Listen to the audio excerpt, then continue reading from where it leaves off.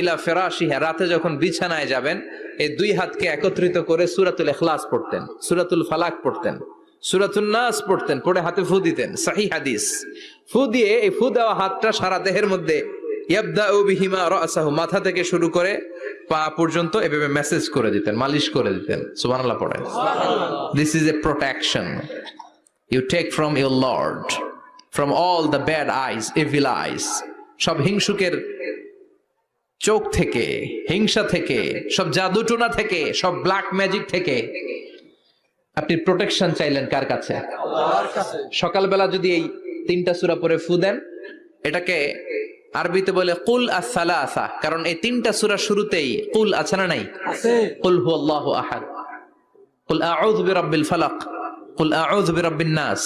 এজন্য তিনটাকে আরবিতে বলে কুল আস-সালাসা, মানে তিন কুল। কি বলে? তিন কুল।